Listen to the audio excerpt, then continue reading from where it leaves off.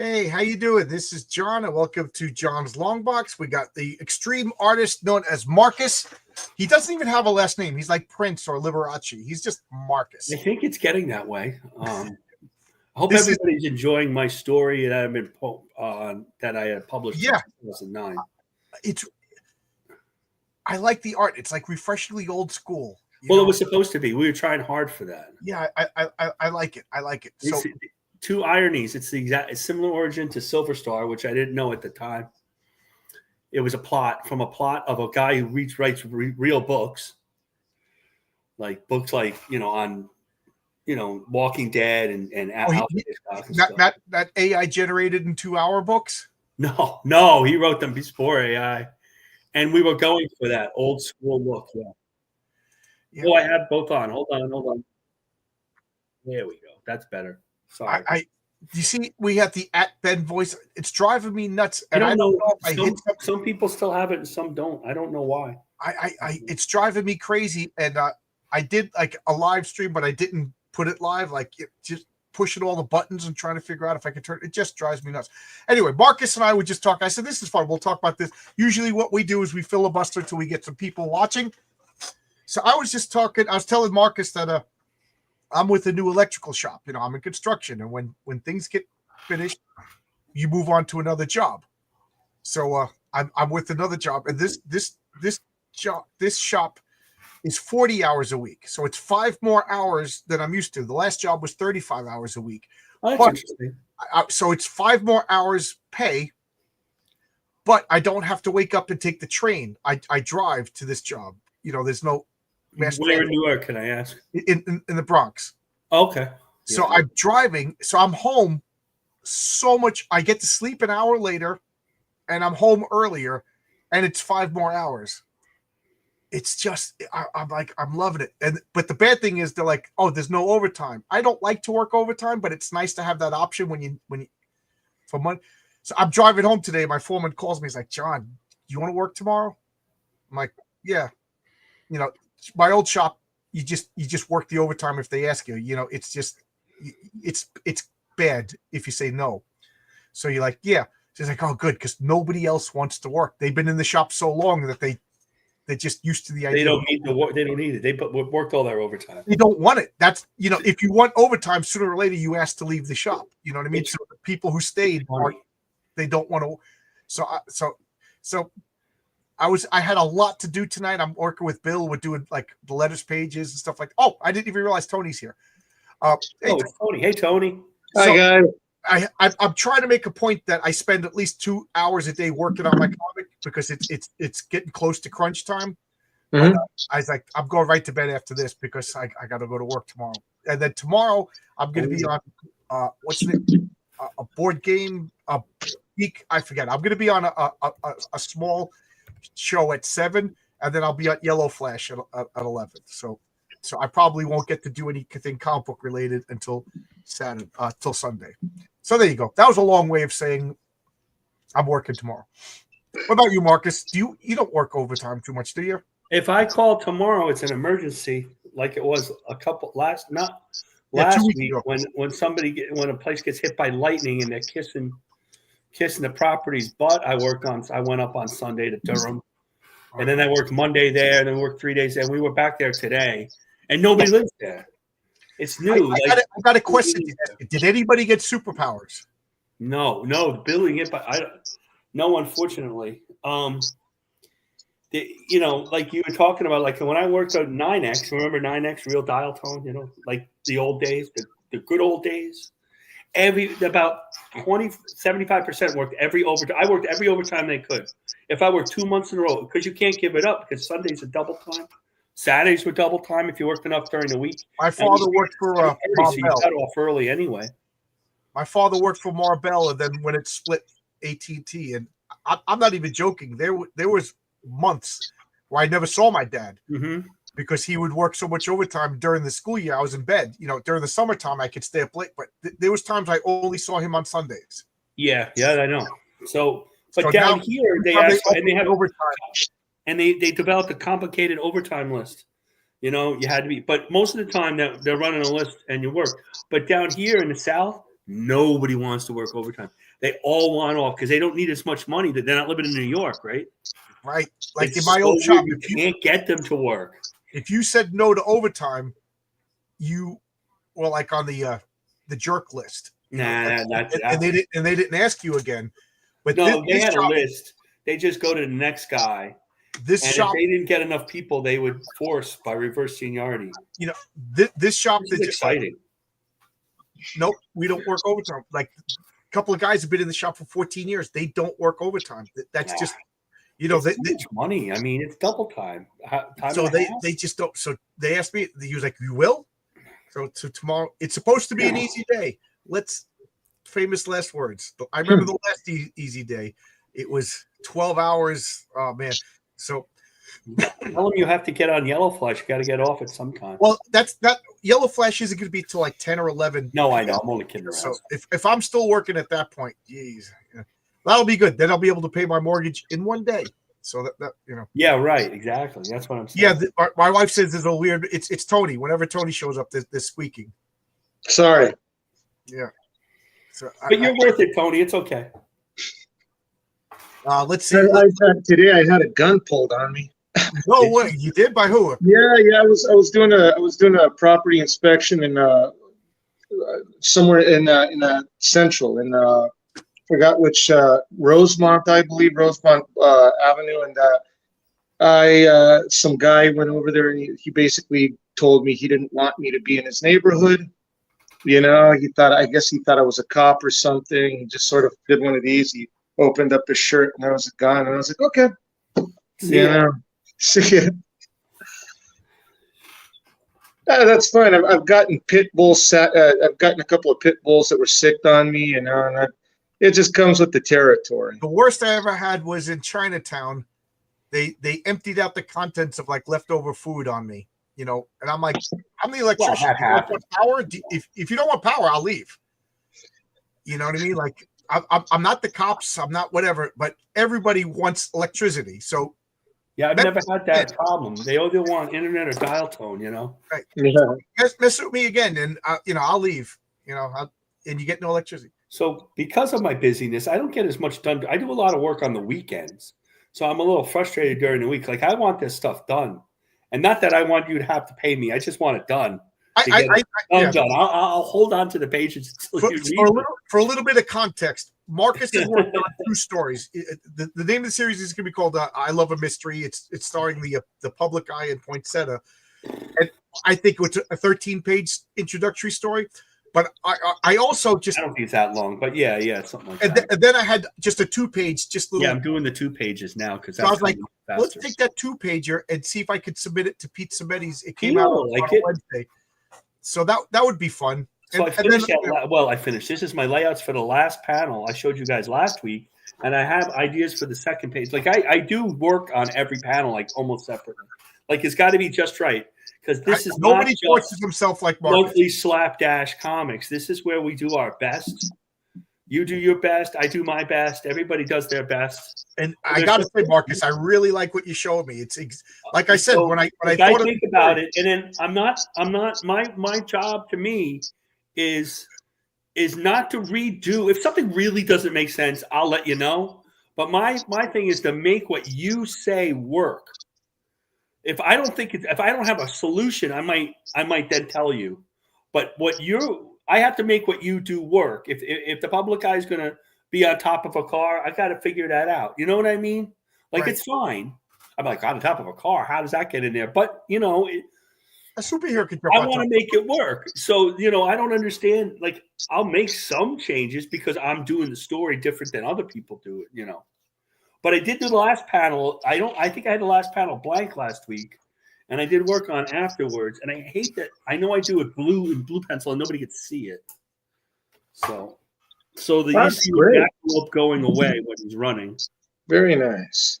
Yeah, that's exactly what I'm picturing. And I happen to be pretty good at animals and like to draw animals, so that's not a problem at all. It's a little nothing of a story. It's basically but you don't want to have a lot of fun with it. And he sees a jackalope. I'm looking through the running, like, I'm going to make him run. And I said, well, how is he going to run? And I'm just flipping through stuff. I go, wait, Dr. Strange is in his suit, like in his overcoat in the original storylines Ditko and Lee did, right?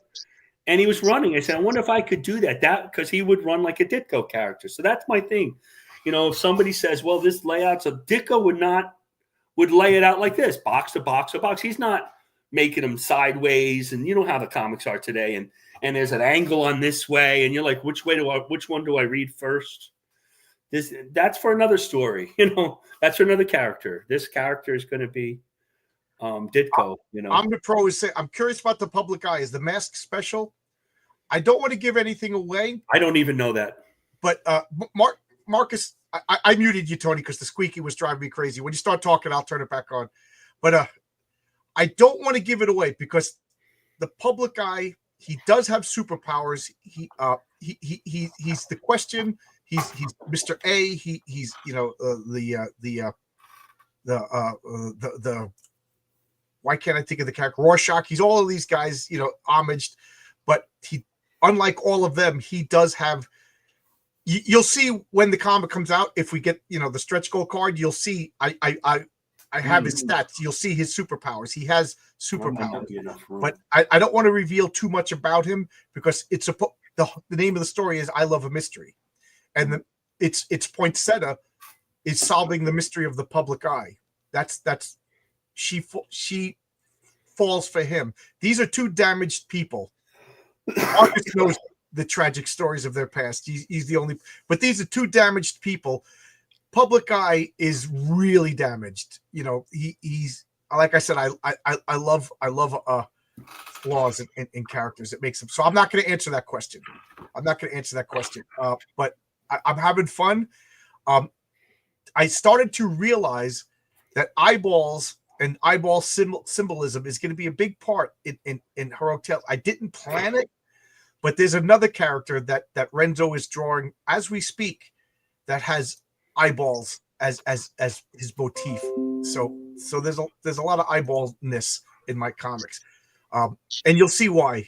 I'm hoping to explain it in issue. Maybe even issue 2 of the Patriarch, because I want to make a travel maybe as a stretch goal or an add-on.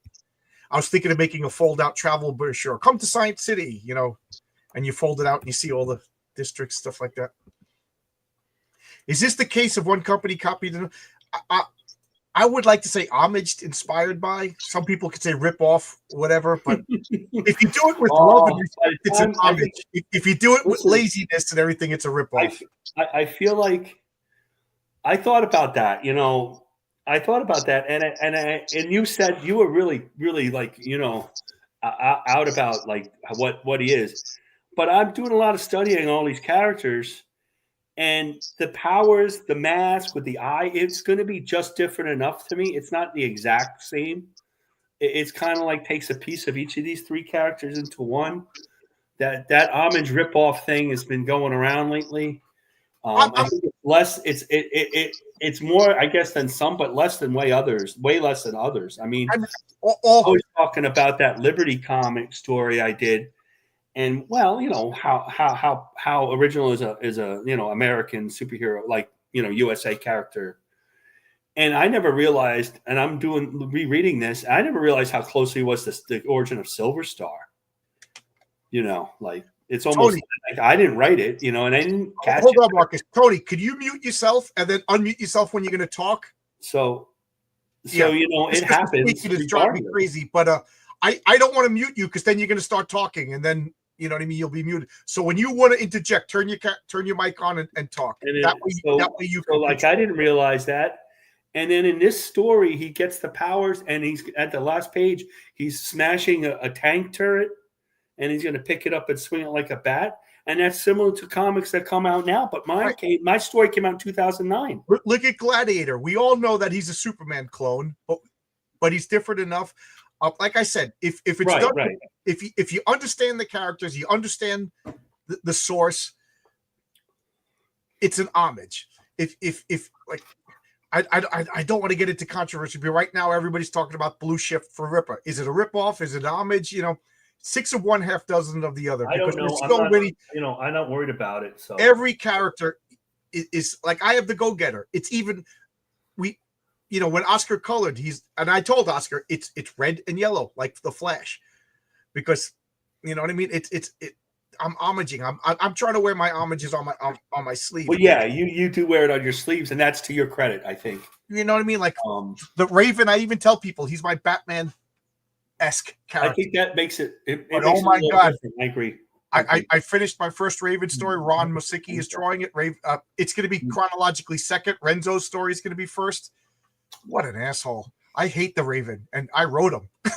He's a jerk, but he was fun to write. That's all right. You're not supposed to like him. You don't want the Raven as your active superhero in your neighborhood. He's coming up to Tony Grigo telling, "Get out of my town." No, he's not that bad. He's not that bad. He would understand why you're there. He's not a psycho. He's just a damaged individual. I think my favorite line in that story is, I'm not going to spoil it, but the Raven says to somebody, "I hate you, but I still don't want that to happen to you."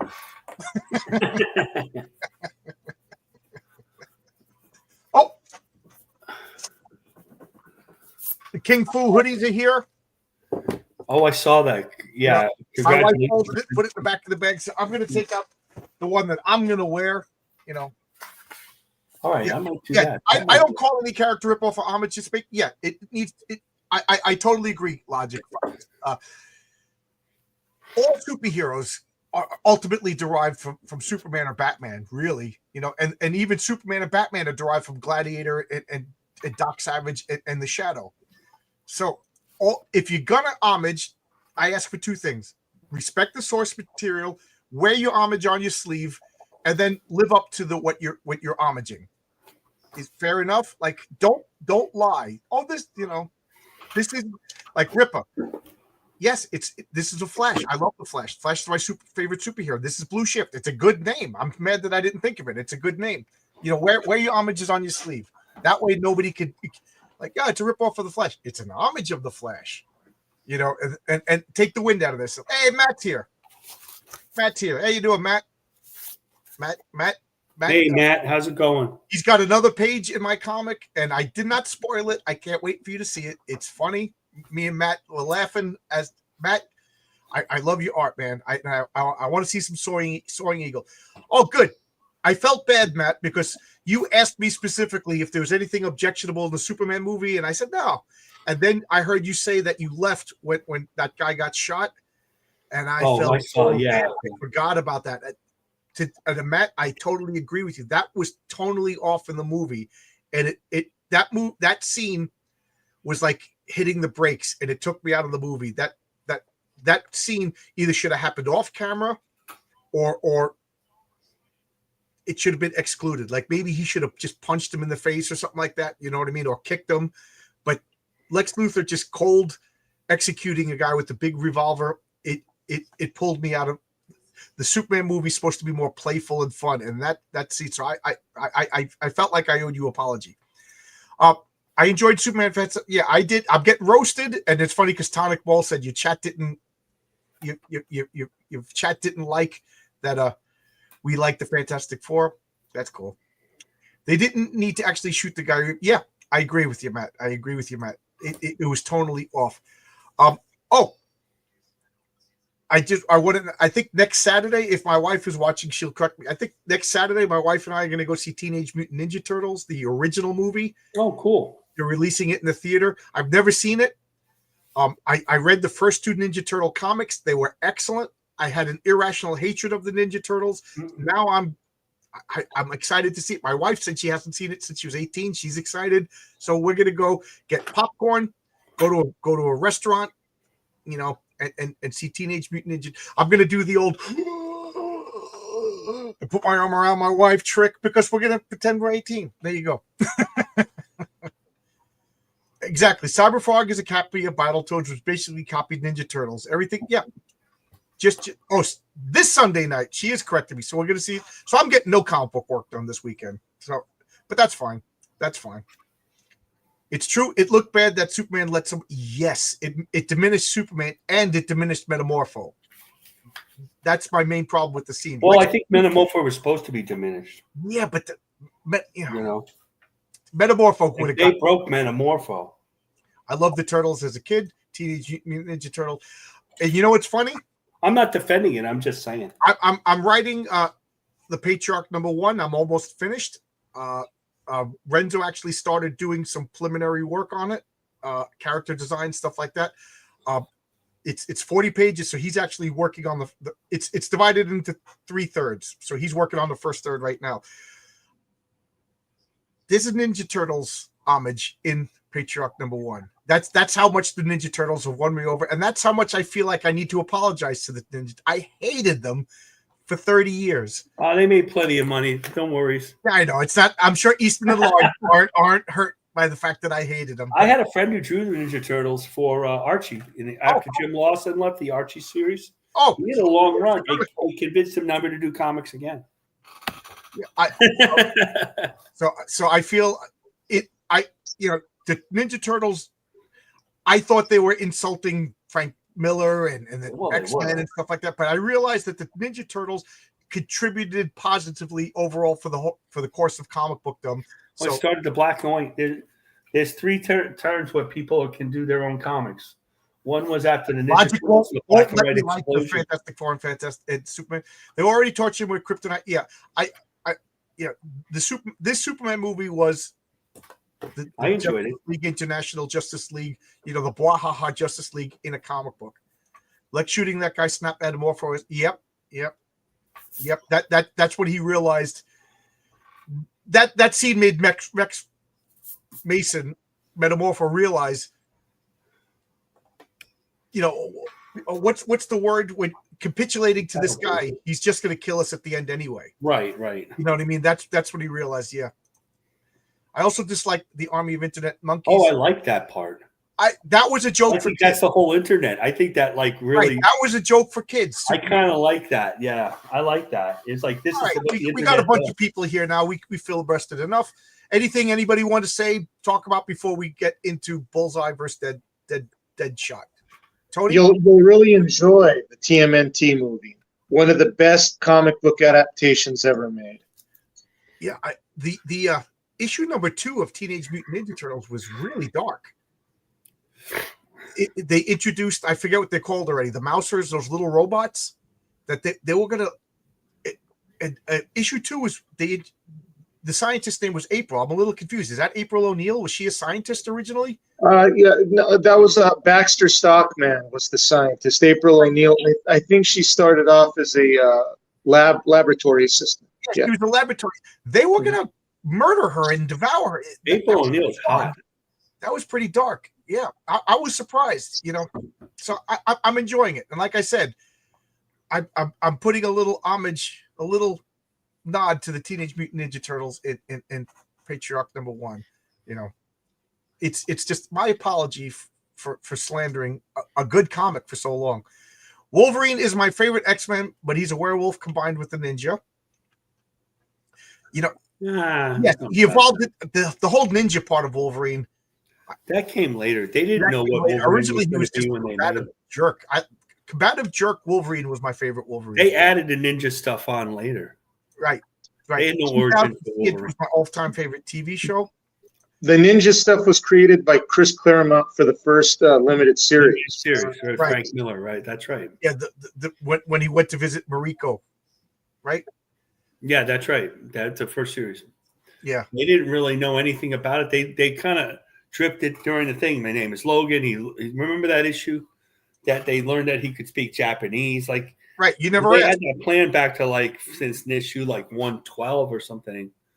But he was the big character of mystery. In fact, when we were in college, we used to talk about how cool that we really didn't know who he was. And now we know everything about him. So right. I liked Mysterious. I liked it before. Yeah, I like Mysterious Wolverine. It is. We have now reached the point of the show where I spoil something. So, literally 5 minutes ago, Renzo sent me this. This is going to be the back cover for Patriarch #1, and I don't mind spoiling this because this is supposed to be a promo. So this is going to be the back cover. This is the Patriarch's family. Nice. They're all sitting around the fireplace reading comic books, and if you notice, Patriarch's oldest daughter has a Fund My Comic shirt on, and there's 7 kids. So there's 8 comic books there. or yeah, 8. I'm gonna Photoshop all my friends' comics in there, so they'll be reading Wolf and Betsy, they'll be reading Saving the World, they'll be reading, you know what I mean? And I'm gonna put that on the back of my comic. And then I told Luke Stone, I said, if you want, I'll give you permission. You could take this image and you could use it as a Fund My Comic promo and put like Chrome Dog and, you know, whatever, the Atlantean and whatever is on Fund My Comic, you know, because why not? It's going to promote my comic at the same time too. So we'll see. So I want there to be more family, because the Patriarch is supposed to be a family comic book. So there you go. They're all sitting around reading comic books. There you go. There's the spoil. I just saw this like 5-10 minutes ago. All right. Nice. Very good. Everything is inspired by everything. Yep. Snake Eyes and Storm Shadow were the first to interest me. I had the G.I. Joe comics. Again, another comic I owe an apology to is G.I. Joe. I was just too old to read G.I. Joe, and I didn't like the toys. You know, I just didn't want military comics.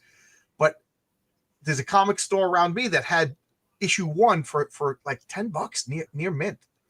So I bought that, and it was excellent. It was really, really good. I liked it. So I got issue 2, and it was really, really good. So I guess I collect G.I. Joe now. It was far better than like the Kirby and Lee like Sergeant Fury and the Howling Commandos. You know what I mean? It was Nick Fury and the Howling Commandos. They're fighting the Nazis, and they all just start getting into fist fights. You know what I mean? Because they didn't want to have guns and stuff. Yeah. Just got here. We didn't even start talking yet. We're still filibustering. I guess we've been filibustering too long. Let's get into it. I love G.I. Joe, Transformers, Teenage. I didn't care as much for Super. There you go. Well, yeah, I assume you're a decade younger than me. G.I. Joe influenced me in 3 ways: the toys, the cartoons. Yep, they were a phenomenon. I had the original G.I. Joe toys, the 12-inch soldiers. I had the original 12-inch with the Kung Fu grip. Yep. Yeah, so did I. Hair. And I had the Scooby gear on it. And I remember I put one of them in the bathtub with me, and they fell apart. The rubber bands inside didn't hold up to water. I remember when they lost their arm and leg because we were playing with them. We pretended that they were wounded in Nam. I had a friend.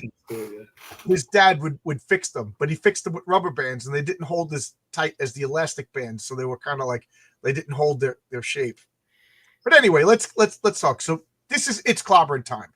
We're going to talk about Deadshot versus Bullseye. So at this point, you know, we take the typical versions. I'm sure somewhere there's Bullseye with the Power Cosmic, and there's Deadshot with the Mother Box and Boom Tubes. We're not talking about those. We're talking about the typical versions. So at this point, I'm going to ask Tony. Deadshot. You got Deadshot. So you're going to tell us about Deadshot. Okay, Deadshot was created all the way back in 1950. He first appeared in Batman 59. He was created by artist Lou Sayer Schwartz, and David Verne Reed was the writer. Came from an idea from Bob Kane. What Deadshot is essentially, what he was Floyd Lawton, who was a millionaire, kind of like an evil version of Batman, right? Like the original anti-Batman. And he decided he was always a great shot. So he decided he was going to go and be a criminal, essentially. And he dressed like an Old West cowboy. The original one had a cowboy costume. I'll try to get to that. He sort of had he sort of looked like Doc Holliday. He had like a flat hat and everything. He carried a pair of 6 guns. And he was in one issue, and he got thrown in jail at the end. And it was back in the 70s under Marshall Rogers and Steve Englehart, where they reintroduced the character, and that's when he got that iconic outfit right there with the wrist guns and the target over his right eye and stuff. He's probably the world's greatest marksman in the DC universe. Later on, he became popularized in the Suicide Squad. He's been in cartoons. He was in live action films. Will Smith played him in that awful movie. Sorry, that movie that I didn't particularly care for, the Suicide Squad film. Right. He looks like a magician in his first appearance. Yeah, there you go. That's it. Yeah. Yeah, that's about it for me, you know. So there you go. Well, okay. So, what are his abilities? He's the greatest marksman in the DC universe. The man can put a bullet through the eye of a needle. He is that good. He's like almost a preternatural ability to shoot anything, anywhere. I mean, I don't know if you've been to the rifle range, especially with the rifle, but you have to take into account the wind velocity. You have to take account the curvature of the earth. You know, you have to do all sorts of. Sometimes you even got to jot down some calculations there to see if you could get your bullet closer to the bullseye. And this guy don't have to do that. He just points, shoots, bam. He gets things 10 out of 10. He's also proficient in hand-to-hand combat. He was taught that by Rick Flag during his Suicide Squad tenure, and just that's about it right there. That's all there is right there. Yeah, this is what I remember. I got to admit that I was introduced to the character in the Suicide Squad. Was it Ostrander was the writer, I think, and Luke McDonald was the writer, or was the artist. And oh my god, so underrated. So was I. Yeah, and I love that costume. That is Marshall Rogers really did a good job with that. Marshall Rogers is another just underrated artist. I was introduced, and what Sort of Jerk Classic is saying is, I remember he had a death wish. Yeah, that was introduced in the Suicide Squad run under Ostrander. He had this death wish thing, but originally he was just a criminal. He was just a rich bored socialite that just wanted to, go out and do something dangerous or something, and then that sort of became a death wish. Yeah. Just as an aside, appropriate of nothing right here is Marcus. I cannot stop coming up with new villains for the public eye. Huh. I only have one hand and it's injured. Right. So, well, so it's been broken. I can only. I got like 4 other stories for public eye, locked and loaded and ready to go. So guys, support Marcus. We can tell these stories. But anyway, you just reminded me of something. But Death Wish, if I remember, didn't he have like a daughter that he was giving all the money to the daughter? That was introduced in the 5-issue miniseries run he had. Yeah.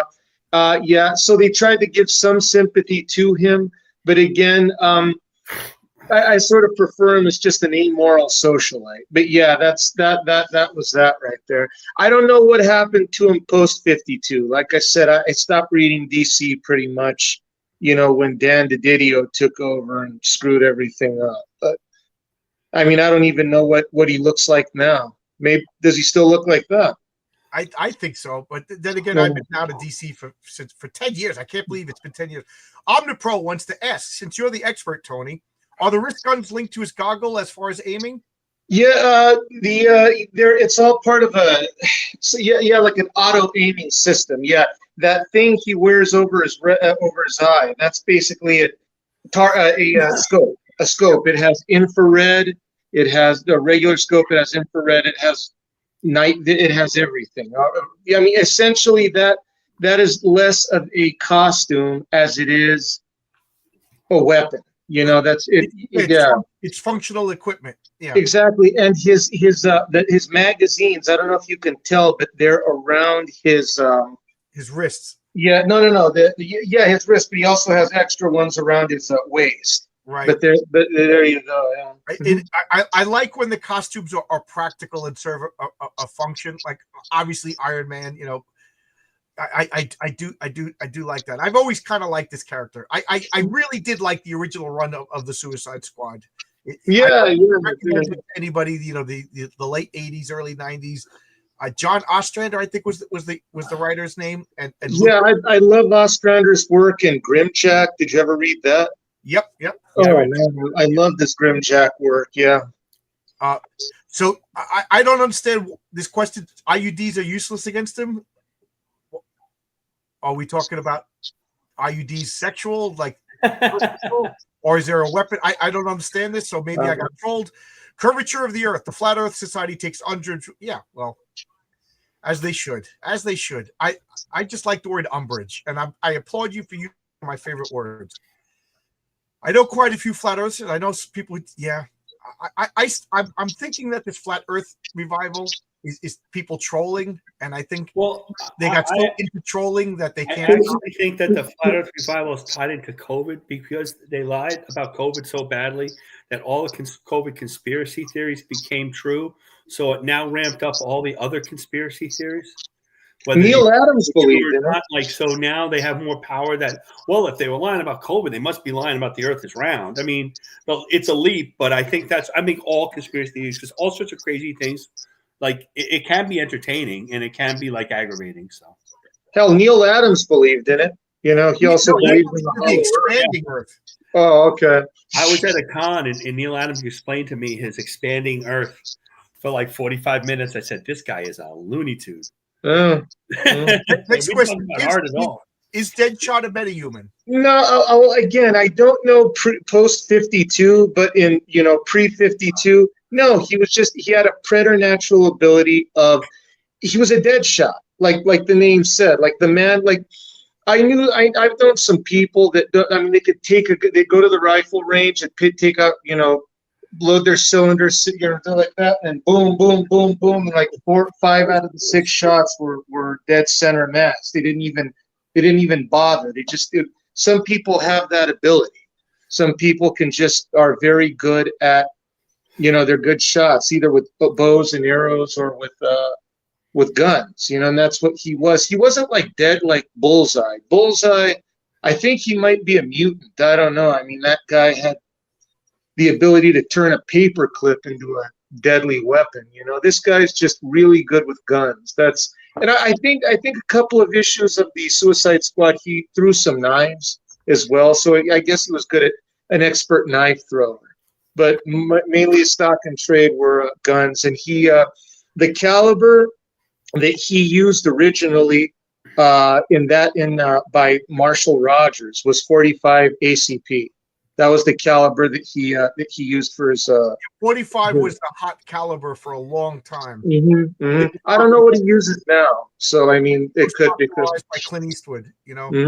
This is the 45 caliber, the most powerful handgun. It could blow your head clean off. And then the 357 was the popular one, and I think now due to pricing, I think we're back to 38. Yeah. My favorite was the 40 caliber, and now people are telling me that is so unpopular that they're expensive. So I like the 40 caliber. It had a 38 doesn't stop you, so I could shoot you, and Marcus could still come at you. You know what I mean? Because but at a 45 just blows the hell out of you. But a 40 will knock you down. It may not necessarily kill you, but what you want is to knock down your opponent, first. You could deal with them when they're knocked down, but anyway, it has nothing to do with anything. Maybe it does. We're talking about caliber. YouTube is going to turn my channel off now. Never debate a flat earther. It's like arguing that order is not wet. Logic. I don't know if one of my coworkers was a flat earther, and it was an embarrassing. He got drunk and had an embarrassing argument with one of my friends who literally worked for the Weather Channel. It was using his phone because he had connections to satellites and was showing imagery. It was just. It doesn't work with physics. It was just like dismissed. That's CGI. That's CGI. They dismiss everything. The funny thing is, he was also an Afrocentrist. He was a black Afrocentrist. So the next day at work, I was like, "There's no Africa." And then he's like, "What?" I'm like, "I've never been to Africa." Like I was using the same exact arguments, and he was livid. It felt so good. Let the guy gets a lot of views on his streams. RRT. I want to get back to this, so I'm going to read your comment now, but I'm not going to comment on it till later. Hand-to-hand knives or improvised weapons. Bullseye. What the hell was I about to say? Bullseye wins in a gunfight. Then it's Deadshot. Put that, log it. We'll talk about that later. Salutations and okay, we're saying hello to. I like when my chat gets long. I wish I was just trolling. Yeah, I know. Sorry. Oh, you went for a dirty joke. Okay, I think that's just a gag. That's a gag. The Flat Earth Society's chapters all over the globe. Yep. Just like all the multi-gender T-shirts come in male or female. That always makes me laugh. Hey, John, did you know that Ostrander was did a cameo in the Suicide Squad film? Yeah, Did you know I like when they put comic book people. Yeah. Also, just I have a Western series, and Ostrander is going to be the name of the main cowboy because that is such a cool name. It's a good name too, Ostrander. It's a lot really like cool we call him Ocelot. Hasn't Deadshot been written to make shots much further than trained military sniper? Yeah, but he's the character. You know, he's the cool character. He's you know, if you have a character that's just a bank robbing thief, he has to be borderline metahuman. Otherwise, you know, what makes him different than every other thief? You know what I mean? So he's the comic book character with the cool costume. He has to be better than everybody else. Batman, he might be, but in all the books I ever read, they didn't say anything about metahuman. But he might be. He might be. But, you know, Batman's technically a human either. Meanwhile, he survives more than anybody else and can do and learn, you know, more than a human lifetime because he's cool. And the rule because it's a comic book, you know. Right. Just the rule of cool takes over. Deadshot uses 45 rather than 9mm because Americans don't understand the metric. No, he uses 45 because Clint Eastwood made it cool. Well, that's because I don't believe in the metric system at all. It doesn't exist. And it's inferior to inches. Right. I always thought that the 45 caliber was the most comic booky gun. You know, the 45 ACP. I mean, the Shadow carried it. Captain America carried it. Batman carried one. You know, so I guess that's why they used that. In Batman number 50, it was 6 guns. He didn't carry the 45 ACP. It was a revolver. So that's why he looked like a cowboy. You know, yeah. I think Deadshot is so cool. He should have had a 7 gun. He's just one more better than everybody else. Sure. Also, you don't want to use a 9mm because it doesn't have that much stopping power. That's why the police are always lobbying against. They typically carry 9mm. That's why they got to shoot you 40 times. If they were carrying 40 calibers, they would shoot you once and you get thrown to the ground. Ironically, you'd have a better chance of survival if they used a higher caliber. Yeah, that makes a lot of sense. You know what I mean? Because you get thrown to the ground. That when somebody's coming at you, a crazy person with an axe or a knife, or you see all these body cam footages of these people. The cops just want to be out of danger. They don't necessarily want to kill that person. But a 9mm, when you shoot somebody with a 9mm, your body instantly goes into shock. The bullet penetrates you. You could still move. You could still react. It takes a while for that small of a caliber to reach your brain. A 45 will blow you back out. Boom, you're dead. You just missed. But a 40 will hit you and knock you down. You may die, but you will. Everybody around you will be out of danger. That's my caliber. That's my argument. John first mentioned the 80 Suicide Squad by John Ostrander. It was a great little comic for the first. Yes, I totally agree. Luke McDonald. And I liked that there was consequences and deaths, and some of them were pretty shocking. Some of them you knew the Penguin wasn't going to die. You know what I mean? But some of them, some characters did die. It made Captain Boomerang interesting. It made me like him. You know, the metric system. I do agree. I remember learning the metric system in 3rd grade, and I was oddly fascinated by it. And like the whole fact, we got 10 hands, 10 figures, everything's tens. I was like, I keep talking about how as a kid I would take index cards and I would catalog all the King Arthur's knights and stuff like that. I would take Greek mythology, believe it or not, I actually drew diagrams of the metric system to show how it was superior to the English system. But I was just a vocal minority in a bunch of hamburger eating Americans that wanted to have nothing to do with dividing by 10. America first. No dividing by 10. Right. Marcus, you could draw Sidney Sweeney as a non-binary absorbing man. I drew something like I didn't draw. Did I draw Sidney Sweeney? I have steel skin. Okay, there we go. I'll do this later. Anyway, make your skin hard. There we go. All right, so now we're all caught up. There was something I was going to ask you about Deadshot. Is he wearing armor? Is he bulletproof? Yeah, some of that is Kevlar lined. Yes. Again, that's that suit. Not. I don't know about the one back in Batman number 50. That particular suit. Yes, it had Kevlar lining. I just got it. I just got an email. My trading cards are being mailed first thing in the morning. So good. So everything is coming along. Sorry, I got distracted, but that was some good news. Yes, he's wearing Kevlar, which is good at stopping impacts like bullets, bad at stopping pressure like knives because it goes between the fibers. But I oddly like that kind of stuff. Guys are realizing how crazy I was as a kid. Like when I tell stories that I used to diagram the metric system. I believe it. No. I believe it. After talking to you as an adult, I completely believe it. Yeah. I think. I'm only teasing you, by the way. I definitely would have been diagnosed if they diagnosed stuff like that as a kid. They didn't do that when we were kids. No, thank God. In the 70s, they tried to teach us metric, but it stopped when Reagan got elected. Yep, I remember correctly.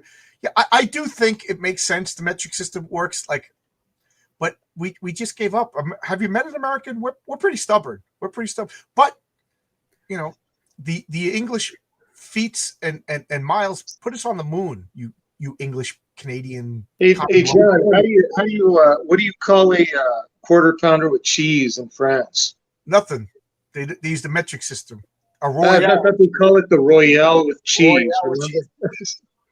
Has there been a comics where Deadshot fought Batman hand to hand and wasn't beaten immediately? Yeah, well, yeah, of course, Batman trumps everyone hand to hand. No one can beat him hand to hand. You know.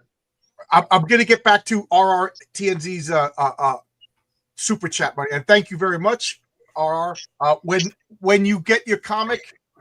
You got digital. I want to send this to you, but it costs $22 to send this to New Zealand. So sorry, I owe you. Send him a digital one.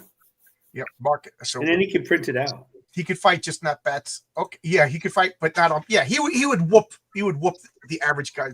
But okay, I'm gonna find the image. As you can tell, the coffee kicked in. So I hope I get. Now you won't be able to sleep. Yeah, because I got to go to work tomorrow. Yeah, I know. That's why I got shows all night, and then I got a lot to do on Sunday. Bullseye. All right. Marvel. Okay, Marcus, you could talk about Bullseye while I get a good picture. Bullseye, believe it or not, was not created by Frank Miller. He's created by Marv Wolfman and John Romita Sr. Oh, I didn't know that. Bob Brown wrote Bob Brown and Klaus. What was it? Bob Brown and Klaus Janson or Bob Brown and Vin Colletta? I don't remember. I have to remember. Yeah, it's Klaus Janson. Drew him in Daredevil 131, and he was in the part of the Circus of Crime. Oh, was he? His costume was always been really close to that. I don't know what his costume is now. I know he's in the Dark Avengers, but my Bullseye is really bad guy. This is a sociopath. This is a great example of simple and elegant costume design. It's perfect. It describes the character like it should not be changed. So Bullseye, and so he was in Daredevil. He had great battles with Gil Kane and Jim Shooter, and did come before Frank Miller put him in. But he was always almost just as crazy. Frank Miller did not really have to exaggerate to get Bullseye to be nutty. He at one point even took Daredevil's Daredevil personality. He thought he was Daredevil. And he famously killed Elektra because he can throw. And his thing was he can throw anything. Everything in his hand's a weapon. He's killed people with toothpicks, with drywall screws, with playing cards from yards and yards away. And one of his, nobody's really sure of his true origin. One of his origins is that he was a baseball pitcher in high school and in college in the minor leagues. And they were bringing up, he's pitching a no-hitter. And he said, and then he didn't want to finish the game. And they wanted to take him out. And the manager kept him in. And so he decided to kill the guy with the baseball at bat. And then he became Bullseye. And then there's an alternate origin. Nobody knows what his real name is. It may be, it may be Poindexter, Benjamin Poindexter. Yeah, I was going to say he has a goofy name, Benjamin Poindexter. Yeah, not sure that's his real name. It's one of the many names he used in Daredevil 181, right?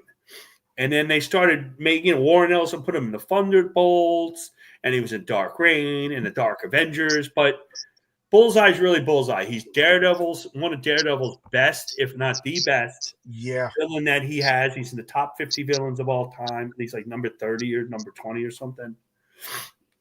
But that's the second Bullseye. Pencil. That's the second one. Need any weapons, and the weapons just enhance him. Now we don't know he does not have an enhanced strength.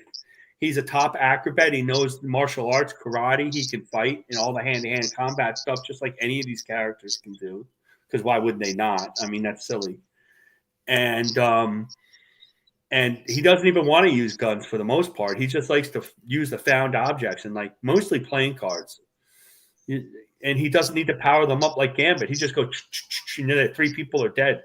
He's got an adamantium spine. Right. I was going to say, one of the last stories I read, Kingpin spent $1 billion and basically gave him a bionic. He had become an adamantium laced. Right. After he was Daredevil, he was so evil that Daredevil just let him drop and basically die because that's where Frank Miller was taking Daredevil. And they put an adamantium laced bones. And unlike Wolverine, he does not have a healing factor. But the doctor, the process was advanced so much the doctor was able to do it properly. So he does not need to constantly heal. And they gave him a special herb. But I think he's one of the most dangerous characters, non-powered super characters you could have. I mean, it would be a great story to have Batman versus Bullseye, right? Oh, yeah. Usually defeated him because Daredevil had the super senses. Daredevil could do kind of what he could do with radar sense. And has Hawkeye ever fought that? Yeah, Hawkeye fought him, right? Hawkeye probably fought him, but he's more dangerous than Hawkeye. I mean, I guess Hawkeye would have similar powers, but they have not really shown Hawkeye throwing things like that. The doctor that did that to him was Lord Darkwind, the father of Lady of. Really? Lady, yeah. See, I stopped put adamantium into his daughter, so I guess he would be the one. He would be the. Oh, you got to leave. Okay, good night, man. Good night, Henry. Yeah, I do like. He is one of the. I just think a great supervillain. He's from the Bronx too, so I like that. There you go. There you go. Down. But the thing everyone forgets about him, he was the second one. Remember, there was a first one that fought and killed Nick Fury in the final issue. Yeah, so he was a one-off. That's right. Mm-hmm. He wasn't the first. He wasn't the first Bullseye. Although this is not like a redo of this character. No, they were completely different characters. That was the one. Yeah, that's right. Yeah, the same different character. I like. He's a perfect example of what I'm always talking about. Of like the name, everything falls from. His name is Bullseye. One of his powers, he can throw anything with deadly accurate aim. And look at his costume. It is like a bull. Like he's so arrogant. Go ahead. I dare you. Right, shoot me right here. He's one of these things. Definitely has that attitude. Good. The costume is simple and elegant. It's just so good. Did you like him in the live action film? The Colin Farrell played him. Colin Farrell. I thought he played an okay Bullseye. That was all right. And he had the right attitude, if I remember right. I haven't seen that movie in a long time. He everything but the look. Everything like I don't know, something about Colin Farrell. I just feel like if you were to shake his hand, you'd be like, ew, and you want to wipe your hand. He just seems greasy. Like Pedro Pascal, I wouldn't shake his hands because I feel like I'd get hepatitis or something. But I would shake Colin Firth's head, and then it'd be like, ew, what's wrong with you? Were you just like, what were you eating? Were you eating like salami just in your hands? Because I got grease on my hands. He played a damn good penguin. I'll give him that. He really did. Very good penguin. I don't like you don't like the bullseye around his shoulders. So anyway, so we got two non-super villains. They're supposed to be the peak perfection humanity. That is a silly term in comic books where we have Batman, who is the most powerful superhero in the world with no powers, you know what I mean? But whatever. But they're really, really similar. So we could easily come up with a situation where they're fighting. I mean, they're two villains. Like Deadshot is hired to take out Kingpin because he's a rival gang lord wants the Kingpin taken out. So Bullseye, Kingpin's buddy, has to go out and take out Deadshot. I don't think that's too far-fetched. I think that's pretty much how it would be. And now they're fighting. Of course, they're fighting in Brooklyn, Manhattan, some realistic cityscape. On the rooftops. And how does it go from there? What do you guys think? I think that with guns, Deadshot would win. Without guns, Bullseye's got him. Because Bullseye's, I think, a much better killer than Deadshot. Deadshot's good. Bullseye's better. Yeah, Bullseye's the type of guy, if there's pebbles on the roof, he just picks them up and starts flinging them. Everything is a weapon to him. Where Deadshot has to have the gun. If Bullseye can avoid Deadshot's guns or stop, or damage the weaponry, then yeah, Bullseye's got him. But Deadshot could get him quickly. I don't know if Deadshot throws knives. Like, I think there'd be a knife on his ankle or something. He has thrown knives. Yes, he's an expert knife thrower. But again, this guy can turn anything into. I remember reading a book once where he killed someone with a paper airplane. Yeah, I remember that. Yeah, so it's He killed with a paper airplane. I mean, paper clips. He killed Electro, one of the best hand-to-hand martial art combatants in all of comic books, with a playing card. With her own side, too, right across her chin. He hit her in the throat. Right in the throat. Cut her throat. She was bleeding. And then, And I would put Daredevil. I don't know if we've ever did Daredevil versus Batman. I mean, that'd be a good one. That'd be a very good one. But I would put Daredevil ahead of Batman when it comes to fighting, because Daredevil has limited skills compared to Batman's got so many skills. Like somebody said, well, it's so hard to talk about Batman and skills because they've done so much with him, and that's part of it because he's been around 80 years or something. It's just a natural thing that happens. Different people do different things. I like that, now. Somebody's looking at all the Dark Knight comics, and I've appreciated all that, but I do want to fall back into like the Neil Adams and Jim Aparo Batman, because that's like a fun Batman of my childhood. But after those guys were done, that Batman almost got canceled. So this is why Batman becomes darker and darker. Well, but my point is being that I personally think Daredevil would beat Daredevil. Daredevil would beat Batman. We've done Daredevil and Batman though, so yeah. I think didn't we? And Bullseye, because Daredevil has superpowers, Bullseye technically doesn't, and it's a fight. So, if it comes to close range combat, I don't think Deadshot stands a chance. Remember this guy. He has martial arts skills, right? He takes karate. Yeah. But do you think Deadshot could go toe to toe with Daredevil or Electro? He was taught, like I said, he knows hand-to-hand combat techniques. He was taught. He trained a lot under Rick Flag.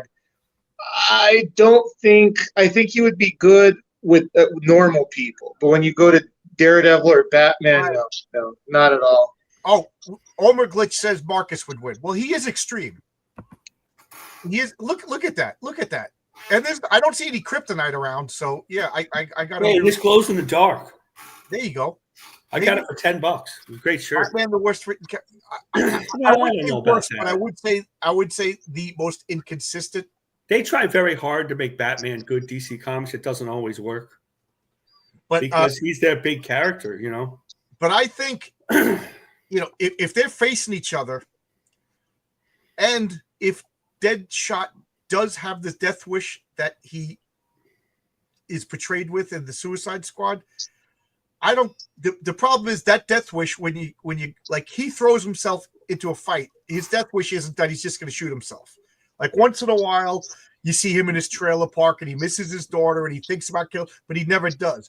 His death wish is portrayed as he takes chances in fights and combats and the thrill of the fight. Oh, maybe this guy will kill me, but I'm not going to make it easy. So he's going to go after Bullseye. Now, when you have a death wish and you're going after Batman ain't going to kill you. But when you have a death wish and you're going after Bullseye, That's a Yeah, weakness. Bullseye will kill. He does not care. He'll kill anything. That's a weakness. So I say if this gets to close combat, Deadshot pulls out I think Bullseye is gonna, even though he can't really disarm him because the guns are built onto him, this is a fight. This is the worst fight that Deadshot's of. But long range, I'm gonna get back to RRNT's comment over here, the super chat. I've been, he says hands or knives, Bullseye. I agree. If it's guns, I subscribe to the specialist view. Deadshot is a specialist with guns. So to my way of thinking, Deadshot has to be deadlier with guns. Where Bullseye is good with everything, but he can't be as good with guns as Deadshot because that's his only thing. I know it's silly, but that's the way I think. Like the Flash has to be faster than Superman. Otherwise, what's the point of Flash? Well, what's the point of all this? Superman, what's the point of any other superhero? Really? Can't be the best martial artist. If Shang-Chi should be able to beat Batman because that's all Shang-Chi does. Well, when you say that about, I don't want to go too far about this. You say that about Superman not being faster than Flash. You're not wrong. However, once you have Superman with all those powers, all the other you don't need all the other superheroes, right? No, you don't. They become all the other superheroes come. Superman's such a great superhero that every one of his powers is a separate superhero. Right. Flying is this guy. Flash is speed. Eye beams are this guy. Super strong is that Wonder Man. Like every power. Like he's like 7 superheroes in one. Hey, John, I got a question. Doesn't involve this, but who's the better archer, Hawkman or Green Arrow? Hawkeye. Or Hawkeye, forgive me. See that? I've purposely avoided that one for so long. That's almost impossible. Because to me, they're essentially the same character. Exactly. You know what I mean? I like, and it's funny because Hawkeye traditionally, now you got me doubting if I said the right word. Hawkeye traditionally was more brash, was more machismo. And I like one speech that he gave. It was just like, I shoot bows and arrows on a team with gods. I have to constantly train. I have to constantly better myself. And he's braggadocious, almost like a psych to psych himself up. Like, Captain America's on my team.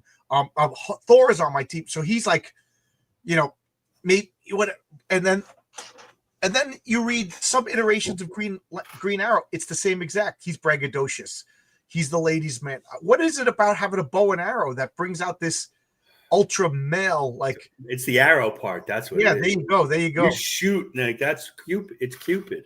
But they both have gimmick arrows. So I really say like they shoot each other. And that is really difficult. Each arrow hits each other and falls to the ground, and then just like. Well, we could do it. I think Hawkeye's better. Tell me about your bird.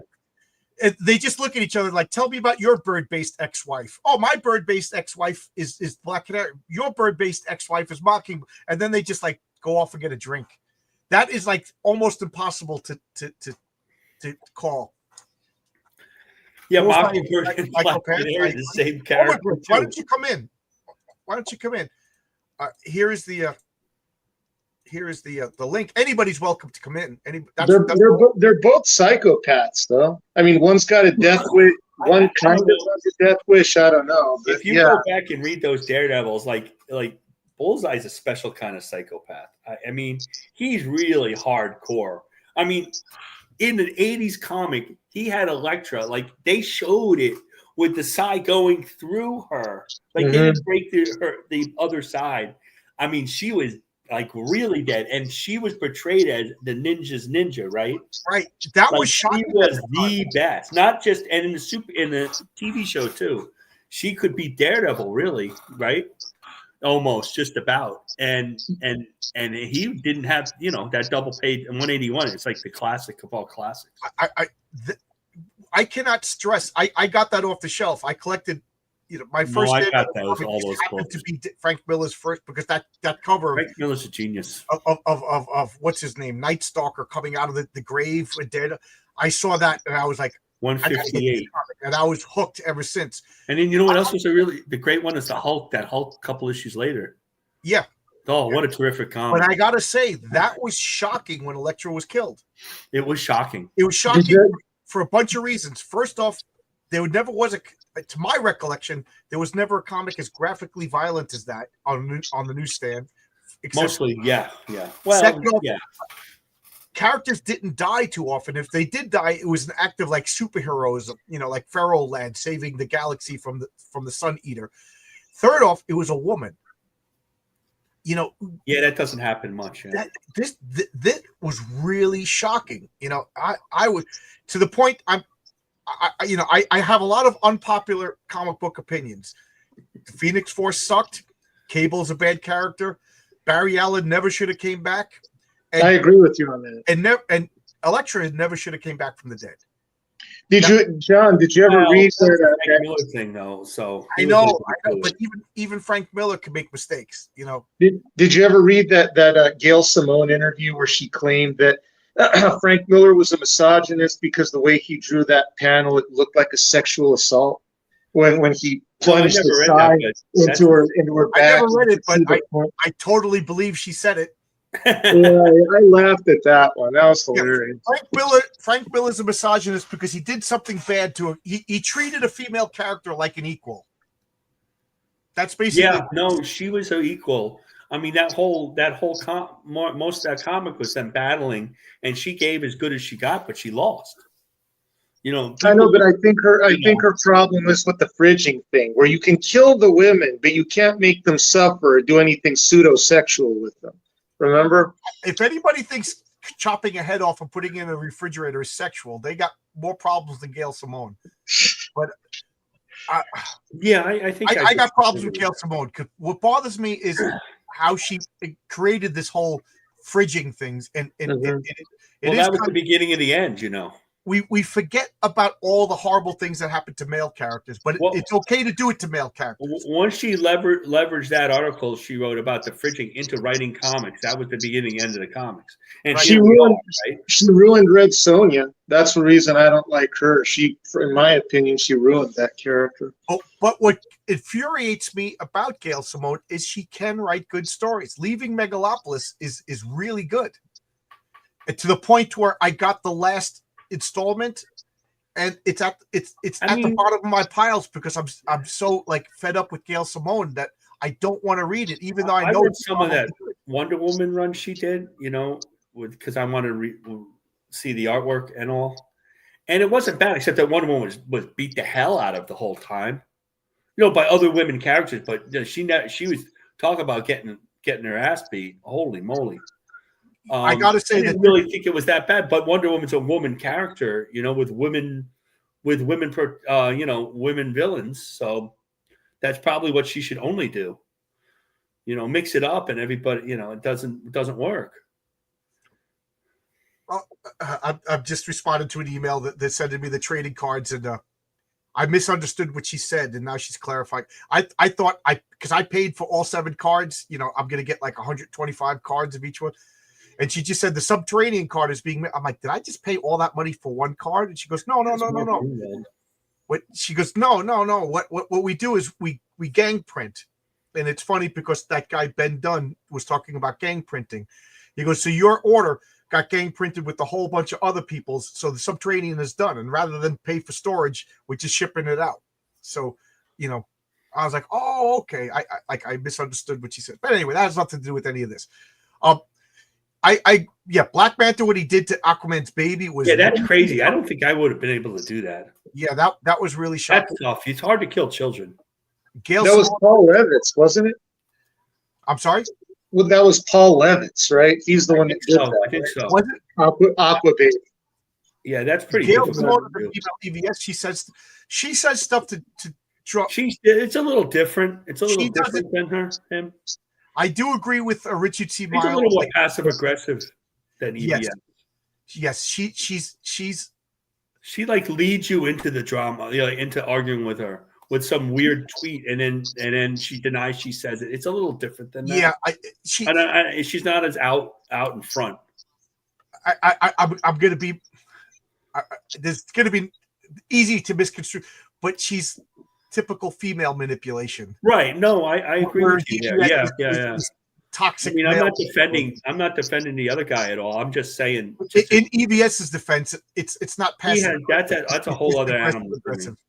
Yep. She's an activist disguised as a writer, like most of Yeah, them. right. Well, they all are really. But she used to, like, I really liked her Secret Six. I thought it was well written because she was a comic fan. She wasn't not a comic fan. She wasn't. But I also think that she wasn't. First off, I think the editors were like, "No, we're making comic books. We're not making political pamphlets," and whatever. I'm getting in the weeds over here. Scourge was Jim Shooter being awesome self. He used Scourge to C-tier villains in Marvel Comics. Yeah, that was Mark Grunwald. The Scourge of the Underworld. I haven't heard of that guy. Mark Grunwald. Ben Dunn. I really like with the, I guess, war campaign. They call him the Keeper of the Mogwais. Check out his YouTube channel. Yeah. It's up there with Seymour. But I really like. Yeah, I liked her Secret Six. I also liked her Birds of Prey. Yeah, Project Finest. I agree with you. I just don't want to deal with that kind of stuff because every time I do, I'm the subject of a trash cast, and you know what? It's exhausting. It's exhausting. Yeah, it's exhausting. We want to do the public eye, so therefore we're not going to. Not a good idea. Right. So I think it's just easier for everybody. So anyway, what do you guys think? I think it comes down to like literally geography. If they get in, if they start the fight close to each other, Bullseye is gonna just take them out. But if they start, if Deadshot's only chance to win is to snipe him. Yeah, from a snipe. Yeah, I could see that because in the absent, maybe now you could claim he's bionic, but like, is Bullseye really going to throw a baseball the distance that Deadshot could fire a gun? I don't know. I know he's really good at hitting targets, but I don't know about his right. I don't know. So the X factor in this is I don't know if his bionic adamantium gives him superhuman strength and therefore great range. So this Soda Jerk Classic, Bullseye is a superior character. Absolutely. I don't know if Tony's going to disagree with me, but I like both of these characters a lot. Actually, I really like both of them. But Bullseye has the better story. Here's another word I don't like. What is the iconic Deadshot story? We all know the death of that's the Marshall Rogers when he was the one in the 70s. Yeah, I remember that one is that's maybe if you really want to read 70s Batman, Marshall Rogers, Steve Englehart, Terry Austin. Those are the comics. That was such a great issue. The Penguin shows up. He's a cellmate. He starts mocking him. It pisses off Floyd. Floyd breaks out, and boom, he's got the whole new setup. Silver Snake was supposed to be in the Batman '89, but they changed their name so they wouldn't have to pay Englehart and Rogers any money. Really? That's what Steve Englehart says. Yeah. He has all sorts of most of that first Batman '89 is really kind of based on their run, not even Frank Miller's run. Yeah. Well, I agree with you. John. I think from far away through sniping, Deadshot's got the advantage. Hand-to-hand combat, I'm a little fuzzy on because I think this guy's got more training than Deadshot. But the thing that gives this guy the edge is he could literally reach into his pocket, pull out, I don't know, an M&M and just do this and just throw it through his eye or something like that. I mean, everything's a weapon in his hands. I'm surprised they not basically. Yeah, whereas Deadshot needs guns. So and knives too, but guns mostly. Yeah. It seems like right now everybody. I just got pages from Bill, lettered pages, and I just want. He just guys. Heroic Tales 2 is like being assembled as we speak. I'm really excited. I say the end of September it should be shipping because I'm trying to give enough time for the printer because when you put in an order for printing, if it's slow, they can print right away. But if they're busy, you can wait up for a month. So I'm trying to hedge my bets. I don't want to promise what I can't deliver. That I think people are forgiving, but they don't want to be lied to either. Well, writers absolutely can. Yeah, Yeah, absolutely. Women can write male characters. Um, I have a character. He didn't debut yet, but he's Orthodox Jewish, and his it's almost like the jazz singer. The father's mad at him that he pursued a government job rather than being a religious jobs. Should I not write this character because I'm not Jewish, much less Orthodox Jewish? The patriarch is Greek Orthodox. I'm not Greek Orthodox. Mary Sue is Roman Catholic, but she's a Chinese woman. So, you know what I mean?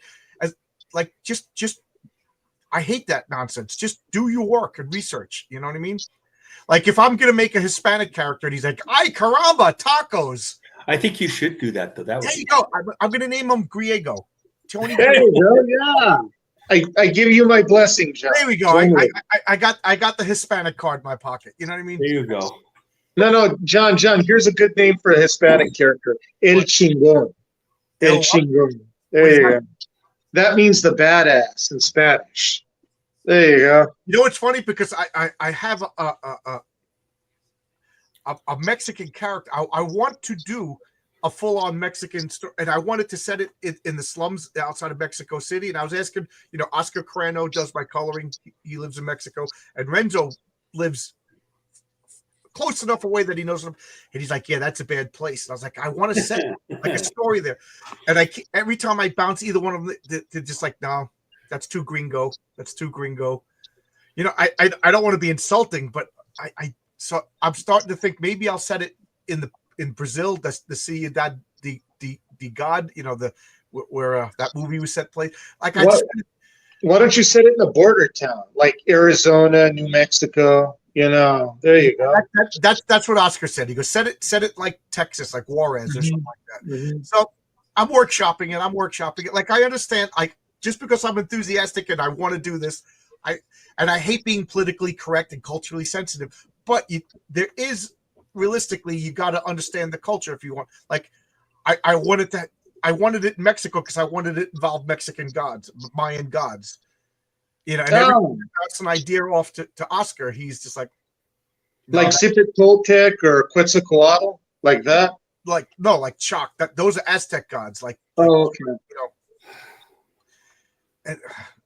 But I'm just laughing. Yeah, arriba. Ándale, arriba, ándale. I remember they canceled Speedy Gonzalez. They did. And all the Mexican guys that I work with were pissed. They were like, "We love Speedy Gonzalez." I love them too. I never met a Mexican that was offended by Speedy Gonzalez. I met white liberals that were offended on behalf of Mexicans. But they also canceled poor Pepe Le Pew, and they took away the guns from Elmer Fudd and Yosemite Sam. Has anybody met a white cracker guy that was offended by Elmer Fudd? We all love these characters. We all love Elmer Fudd wasn't even racist. He was just a hunter. Right, but he was like, duh. I know, but he's using guns. I don't think he was Southern, but yeah. You can't use guns. Guns are bad. And I don't know too many French people, but were any French people upset by Pepe Le Pew? We love Pepe Le Pew. I don't know. Mike Banner has a great Spanish American character. Yeah. The Private American. Great character. Yep. I made a Mexican superhero years ago based on my ex's fat little brother. His name is Diabetes Boy, and he has the power of weaponized diabetes. He gets a new power depending on the can. Oh, that's so like. So if he eats like a Kit Kat, does he get like feral cat powers and like Snickers? Does he become like the Joker? What happens if he eats a whatchamacallit? He becomes like a retarded Hulk. And he has for 1 hour before he goes into diabetical. My friend Brian, he worked in Hollywood for years before he couldn't take it. Now I think he's like a baseball coach, like a high school baseball coach. But he pretty much okay. Yeah, check out my character, Cracker Man. White people love that. I want to get that T-shirt that says the Caucasians. Like they always say, would like the Redskins, yeah, instead of the Redskins, the Caucasians. Yeah, I've seen that shirt. That's funny. But anyway, my friend Brian, he was making a movie, and then it got shut down. It was called Tourette's Boy, and it was a kid who had Tourette syndrome. He had a towel, and he thought he was a superhero, and he would stop bullies. He was like, he was in elementary school. He was in like 5th grade, and the 6th graders would be bullying somebody, and he would be like, Marcus, don't you? Yeah. And he would be so annoying that the bullies would stop bullying Marcus and beat up Tourette Boy. And then the kid would be like, thank you, Tourette Boy. I thought it was the funniest, but he couldn't get kids to act like that. They were so offensive. I thought it was the funniest thing. Brian, if you're watching this, I love Tourette Boy. Albert Foe was based on another character, the Alabama Porch Monkey. Then Looney Tunes had to change him. See what? I didn't know that. About that. Yes, if you, I don't know if they're still on YouTube, but you could look up banned Looney Tunes. And Alabama Porch Monkey. If you look, there was an Indian character, like an American Indian. Really bad. Yeah, I remember that. Yeah. The best was Bugs Bunny, and Bugs Bunny messed with them. I used to go to creation cons in the early 80s, like when I was in high school, at the conventions. They were the creation cons. I don't know if you went to them, John, like in the Roosevelt Hotel. Oh, yeah. Yeah. So they used to always have, the cons now, I know they have like meetings and they have people speaking, but back then they had limited people speaking, and then they would have the banned Looney Tunes things. You could watch all the racist Looney Tunes that you could possibly want on a loop. In the comic convention, it was great. There was one called Jokio Tokyo, and it was this really bad World War II. It was it's during the middle of World War. They just bombed Pearl Harbor. We can make fun of the dirty Japs. They were hiding them in the early. Forget woke times. We were talking the early 80s. These were so bad that they were hiding in the early 80s. I can't even say on YouTube how bad they were. Right. I mean, you watch it now, you're like, how did they come up with this? That's Fritz Freeling and Chuck Jones. I can't wait. I'm getting it canceled. DC Miller is working on Bikini Girl, and the premise of Bikini Girl is in Heroic Tales universe. The patriarch collected comic books as a kid. In his world, there was Top Comics, which was DC, and there was Premier Comics, which was Marvel. And he really liked the Silver Age DC Top Comics, and that's Bikini Girl, Phenomenal Man, Captain Arachnid. These are the characters that I'm using in Eddie is Doomed. Eddie lives in the Patriarch's world, but the comic books are the comic books in the Patriarch's world, if that makes sense. So DC Miller really liked Bikini Girl. He goes, can I write a Bikini Girl story? And I'm like, yeah, but it's hokey because these existed in Silver Age. He's like, perfect. So he's writing I wrote it. He's drawing a Bikini Girl story. That's the conceit is it's 1944 and it came out. So I wrote like racial stereotypes. It's going to be offensive. Here we go. You know what I mean? And Renzo's going to do a framing sequence where the patriarch has 2 9-year-old boys that are troublemakers. They're typical 9-year-old boys, and they get into the attic and they find CGC slabbed comics from the patriarch when he was a kid. And they see Bikini Girl, and she's all sexy on the cover. They take a screwdriver, they crack it open, and they're reading it. And then we go into the comic book. And then at the end, we go back to Renzo, and he's like, the patriarch is there. He's like, what did you do? And this was valuable. It's like they opened up Wonder Woman #1, and they're just like, but this is so great. Look at this. This happened, and this, and then the patriarch's like, yeah, that's the value of comics. Reading a comic book with your kids, so it's a lesson to be learned there somewhere. Because I don't like, but I can't wait. He didn't do it yet, but I told him, like, play up the stereotypes. Like, the name of the story is The Bride of Jappenstein. Oh, good gosh. So I can't wait to show how it's going to look. It's going to be awesome. It's going to be awesome. Sounds like you're going to piss off a lot of people, and I'm 100% with you on that. In the Printer's Devil, I know people are going to get upset. And I asked Stippling Vaughn if I should change anything, and he said no. It's set in Revolutionary War America. What happened in Revolutionary War America that we don't like anymore? Slavery. Oh, okay. I can't set a comic book in Revolutionary War America and ignore slavery. So the printer's devil is a superhero who has a slave. You know, Captain Marvel had one. He didn't have a slave. He just had a black sidekick, but he wasn't a slave. Yeah, and so did what was his name? Ebony White from the Spirit. That was a taxi driver. He was the taxi driver. But the printer's devil literally we assume he got paid. A slave. Oh, poor Will. Will had to. I'm surprised they never tried to cancel Will Eisner. I'm surprised they never tried to take away the war. That for a long time. That is amazing. And he rehabbed the character a little bit as it moved along. But he could get horrible things for being. Hey, John, the printer's devil isn't going to be in blackface, is he? Because of the no. Okay. Yes, he is. Ebony was really heroic, even though he looked bad. So he could get away with it. He literally sticks his hand in black ink and goes like this. And okay. I thought he was going to look like Al Jolson there for a while. No. He's a 15-year-old boy. He's going to sing Mammy in the middle of the song. No, he's a 15-year-old boy, and he needs to disguise himself real quick. So he sticks his hands in the ink, and he goes like he makes a Robin man. Jesus Christ! And his slave Boaz is Batman. Oh man, you're going to piss some people off. If one thing I learned from crowdfunding is controversy sells, right? I've been ignoring the chat, so let's get back to the chat. The Alabama Porch Monkey.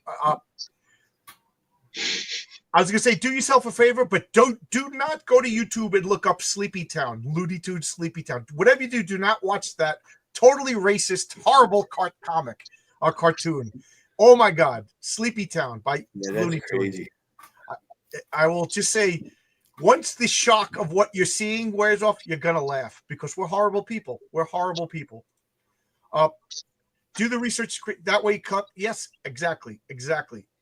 And that's, like I said, I'm the most politically incorrect person in the world, but I'm not going to all of a sudden write a superhero based in India when I know nothing about Indian culture. You know what I mean? You got to do a modicum of research. I won't even do ancient Ireland, and I'm half Irish because I don't know it. Bad Looney Tunes, Alabama Porch Monkey, racist Japanese. Yep. I really like some of the older man Superman comics. So Superman disguises himself. Yep. Superman does, and he makes the squinty eyes. That's called Japateers. That I love those. James Bond disguised himself as a Japanese guy. Remember?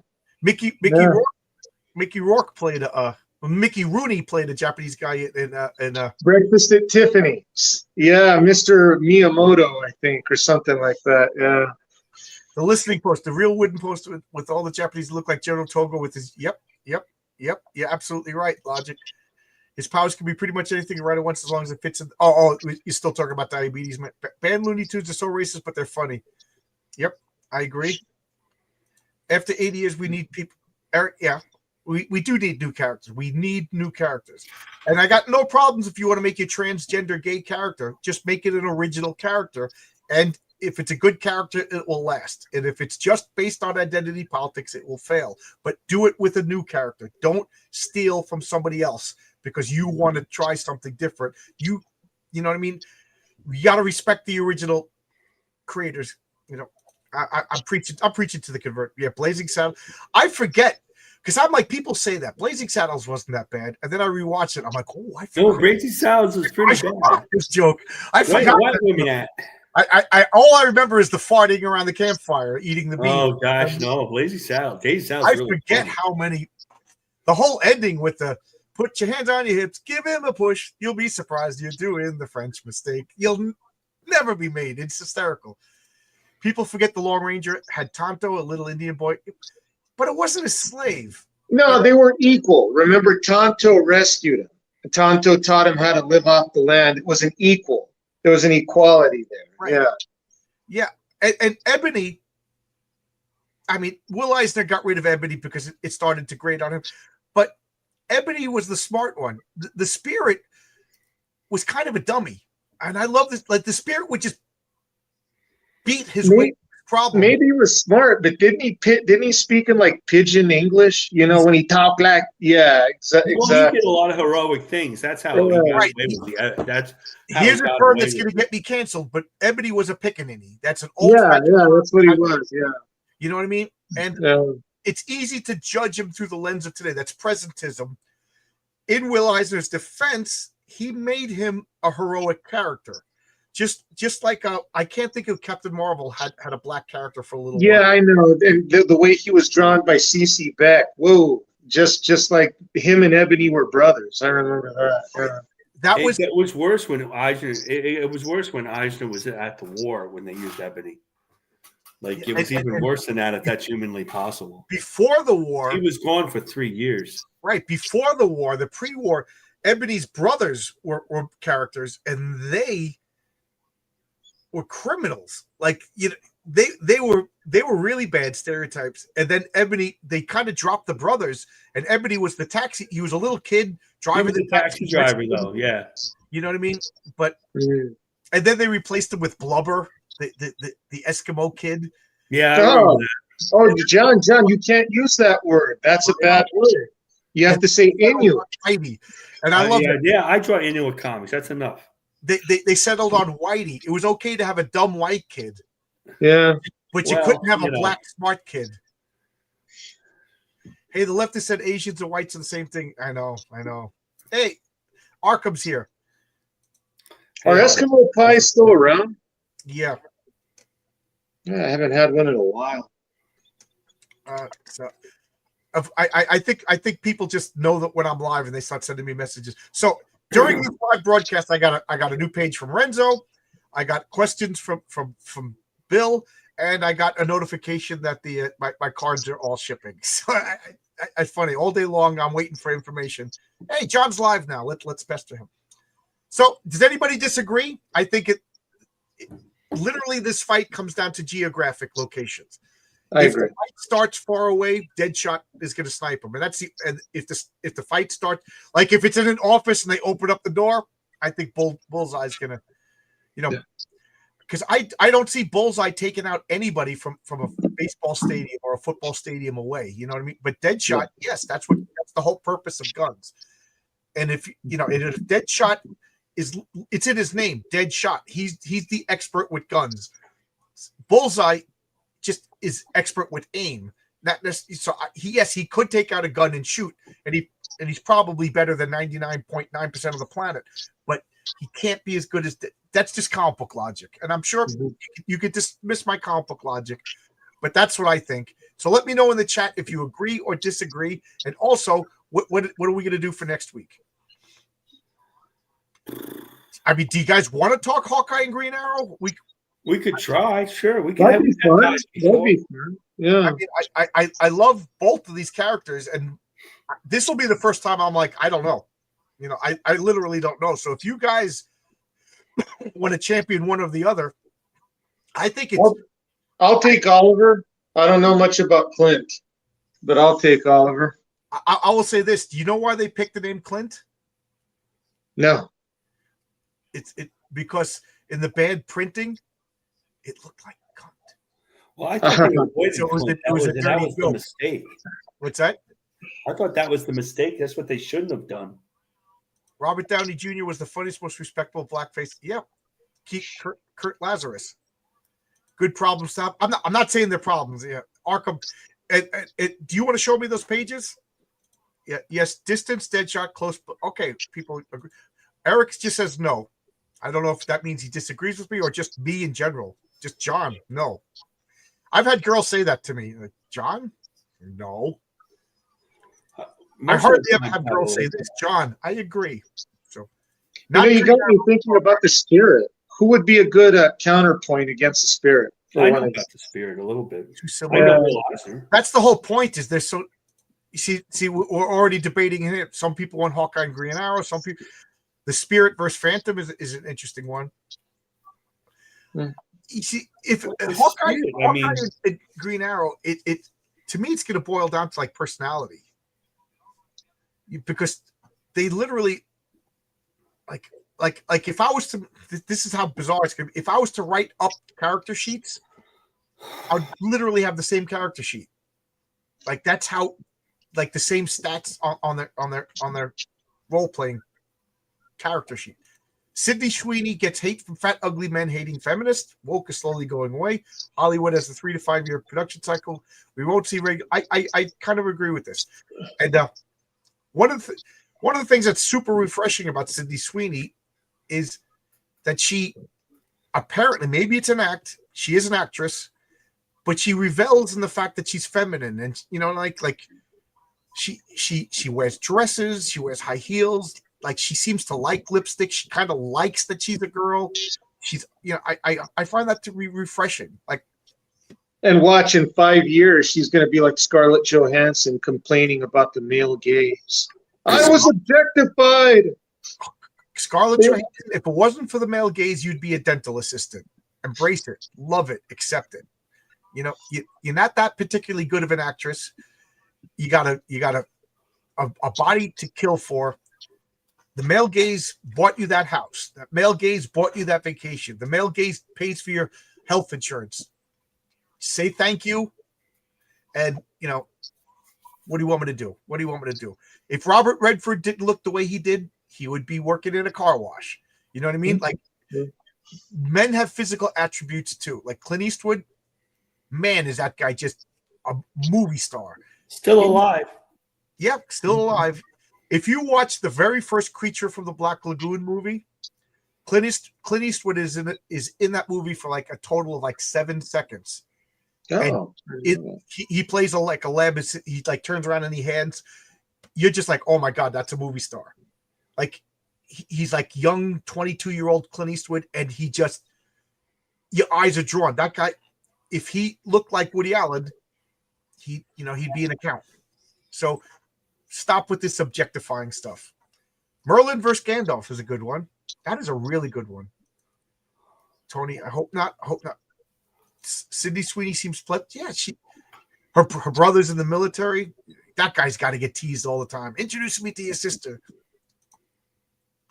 Male gays have a lot of disposable income. Yep. That was the thing. Double income, no kids, the dinks. Who would Storm go against? Everybody wants to do Storm versus Thor, but they're not on the. They have similar powers, but they're just not on the same level at all. That's not even a good discussion. In fact, Thor, most of the time we've read Thor, and then you scratch the surface of his powers. He's way more powerful. Did you guys ever do Black Widow versus Catwoman? That's a good one. We could do that. Because that seems pretty fair. Yeah, they don't have superpowers.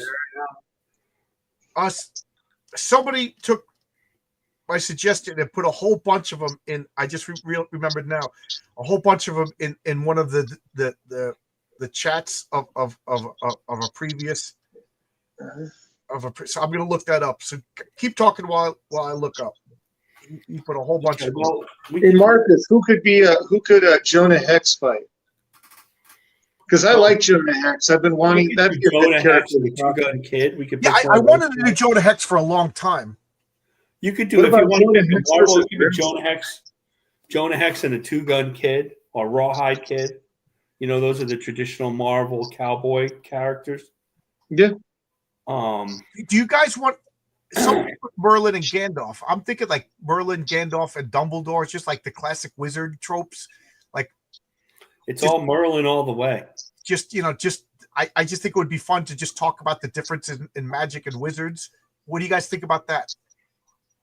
Merlin is half devil, half demon. Which right. Merlin are we talking about? I don't even want to get in Merlin versus Tolkien, Gandalf versus Dumbledore. Like, if I don't want to start talking about them yet in case we do it.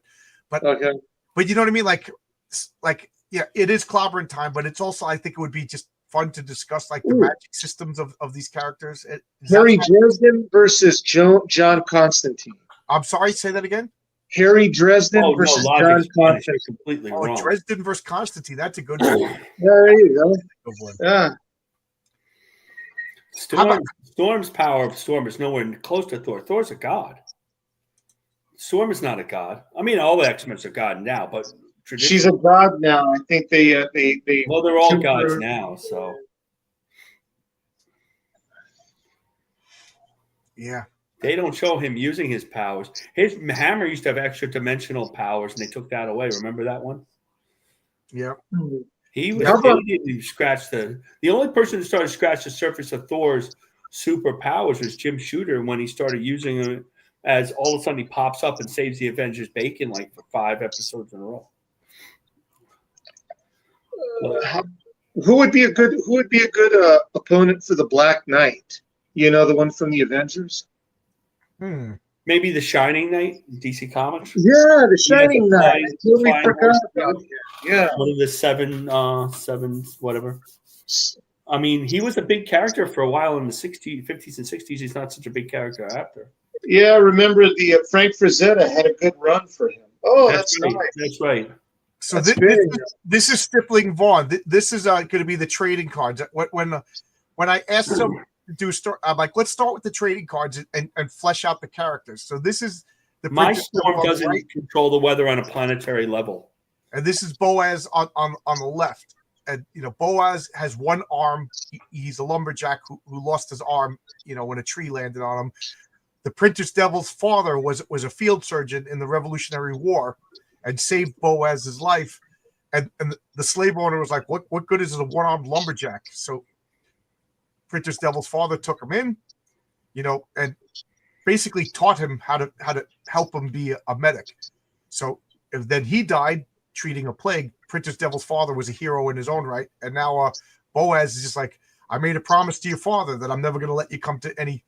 And this kid's just impulsive and runs off. I'm not going to spoil any more, but so Boaz is like, "I got to protect him." So it's like Batman and Robin in Revolutionary War time, except Robin owns Batman. Kind of like Tomahawk. Yeah, like a Batman and Robin aesthetic in the Revolutionary War. Yeah. You can see he's got ink on his face. So Stippling is going to ink this, so that's just the rough. Well, he's going to stipple it. Stipple it. Yep. It's going to go like this. The Black Knight versus the Green Knight. Green Goblin versus Anarchy. Avalon. Also, is the weather control Thor's power, or is it Mjolnir, Marcus? Just curious. Well, in the movies, they made the power come through Thor, not through Mjolnir, which is actually not a bad idea when you think about it. Yeah, Thor is the god of thunder, not the hammer. Right. Thor is the god of thunder. They make it the hammer because he runs his power through the hammer. He likes to have an avatar to point at. I don't know. He's just an Asgardian god. I think he can make it rain in space. I mean, yeah. I know, like Storm. To me, Storm was not a control the weather of planet. Like I think of Storm. I think of John Byrne and Dave Cockrum and Paul Smith and Mark Silvestri. And then even the Jim Lee, up to Jim Lee. After that, I don't know.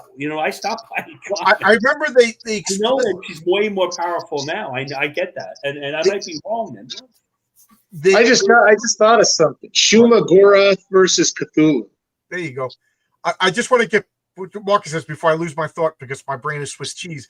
But they explicitly said in one of the comics, I forget if it was Avengers, it must have been the X-Men, when Storm uses her powers, she disrupts local weather patterns. So if Storm, right. Storm said that. Well, that makes sense, right? In New York, and she makes a storm, she's pulling that water from someplace else, which is a really good limitation of why she doesn't just go to the desert. Yeah, she's Sahara Desert and pull down a storm because that'll disrupt the weather everywhere else and cause famines everywhere else. So she is extreme. Whereas Thor, he just does it. So Thor, really, if you think about it, he's the selfish one, not making the Sahara Desert into a paradise because it's magic and he just boom. But if Storm does it, there's repercussion. I really like that. But nowadays, I think they did away with that. Well, I don't think they want it. There has to be different things around the earth. Yeah, getting rid of the Sahara Desert would. Tony Grigo has the feedback. We got to work on that.